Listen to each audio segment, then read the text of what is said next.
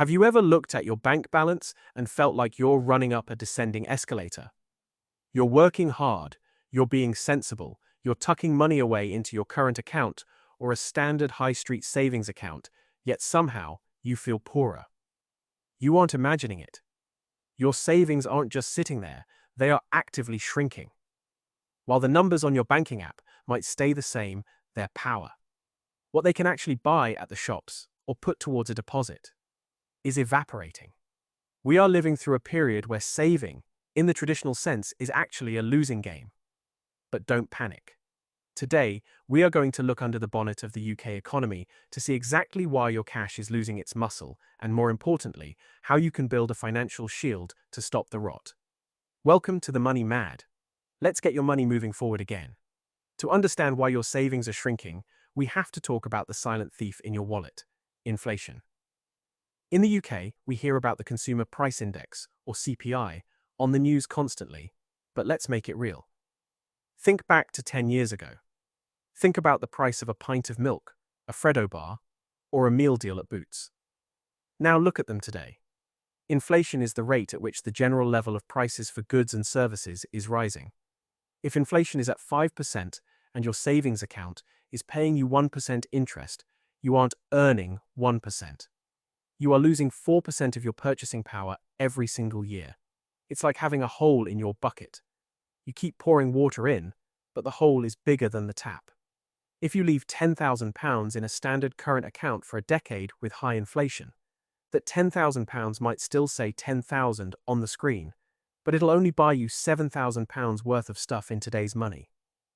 This is the cash trap, and it's the number one reason the British middle class is feeling the squeeze. This leads us to our first pillar, the interest rate illusion. For years, we were stuck with record low interest rates, meaning your savings earned next to nothing. Now, rates have gone up, and the big banks are shouting from the rooftops about their competitive 4 or 5% easy access accounts. It sounds great, doesn't it? But here's the kicker. They only give you those rates when inflation is usually higher. And even then, they are often slow to pass the base rate increases onto you while being lightning fast to charge you more on your mortgage. Most people fall into the trap of thinking a high interest number means they are winning. You have to look at the real rate of return. That is the interest rate minus inflation. If the real rate is negative, your wealth is shrinking.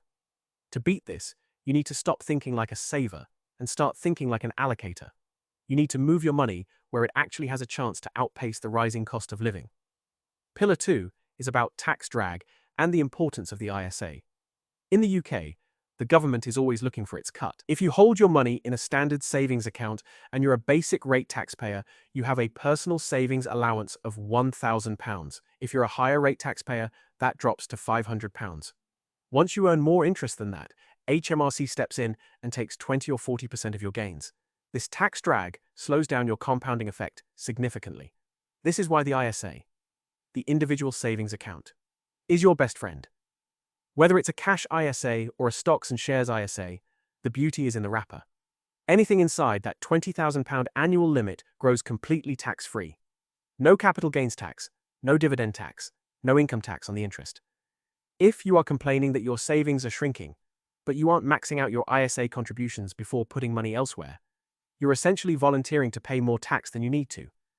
It's the simplest way to plug one of the biggest leaks in your financial bucket. Now, let's move to Pillar 3, the asset pivot. If cash is losing value, you need to own things that historically rise in value along with or faster than inflation. In the UK, we are obsessed with our primary residence, and for good reason. Bricks and mortar have traditionally been a great hedge. But you can't buy a loaf of bread with a brick from your chimney, you need liquidity. This is where the stock market comes in. When prices rise, companies often raise their prices to maintain profit margins. By owning a piece of those companies through a low-cost, diversified index fund, you are positioning yourself on the side of the equation that benefits from rising prices rather than being a victim of them. We're talking about global equity funds that hold giants like Apple, Microsoft, or even UK staples like Unilever and Shell. Over the long term, the stock market has consistently outperformed cash and inflation. If you're scared of the risk of the stock market, you need to weigh that against the guaranteed loss of keeping all your long-term wealth in a current account. One has volatility. The other has a certain expiry date on its value. Pillar 4 is the lifestyle inflation trap. This isn't about the economy. It's about you. As we progress in our careers in the UK, we tend to get pay rises. But what do? We move from a Ford to a BMW on finance. We move from a weekly shop at Aldi to one at Waitrose. We get a bigger mortgage for a slightly larger house in a nicer postcode. This is called lifestyle creep. Even if you are earning more, if your spending rises at the same rate, your surplus, the money that can actually grow, remains zero. To stop your savings from shrinking, you have to widen the gap between what you earn and what you spend. In the UK, we have a culture of keeping up with the Joneses, or perhaps the Middletons. But the Joneses are usually broke and stressed, living on credit cards and PCP car deals. Being money mad means having the discipline to keep your expenses steady even when your income climbs. That surplus is your seed corn. If you eat your seed corn, you'll never have a harvest. The final pillar, pillar 5, is the power of the pension and the employer match. This is the most overlooked tool in the UK financial toolkit. If you are an employee, you are likely enrolled in a workplace pension. Your employer is legally required to contribute to it if you do. This is an immediate 100% return on your money. If you put in 4% and they put in 3%, you've doubled your money before it's even been invested. Furthermore, pension contributions are taken before tax. If you're a higher rate taxpayer, putting money into your pension is one of the most efficient ways to stop your wealth from shrinking, because you're reclaiming 40% tax that would have otherwise gone to the Treasury. Think of your pension not as a retirement fund for some old version of you, but as a high-performance investment vehicle that the government and your boss are helping you fund. It is the ultimate shield against the shrinking value of the pound. So let's bring it all together. Why are your savings shrinking? Because inflation is eating your purchasing power. The banks are paying you real negative interest, and taxes are nibbling at what's left. The solution isn't to work harder, it's to move smarter. You need to utilize your ISA allowance to protect your gains from HMRC. You need to pivot at least some of your long-term capital away from dead cash and into productive assets like a stocks and shares ISA. You need to be wary of lifestyle inflation and treat your workplace pension like the golden opportunity it is. The UK economy is a complex beast, but the rules for winning haven't changed. Spend less than you earn, invest the difference tax efficiently, and let time do the heavy lifting. If you've spent this video nodding your head or perhaps feeling a little bit sick as you realize how much your bank has been helping themselves to your potential wealth, then you're in the right place. We are the Money Mad, and we are here to help you navigate the unique quirks of the UK financial system. We don't do get rich quick, we do get wealthy for sure.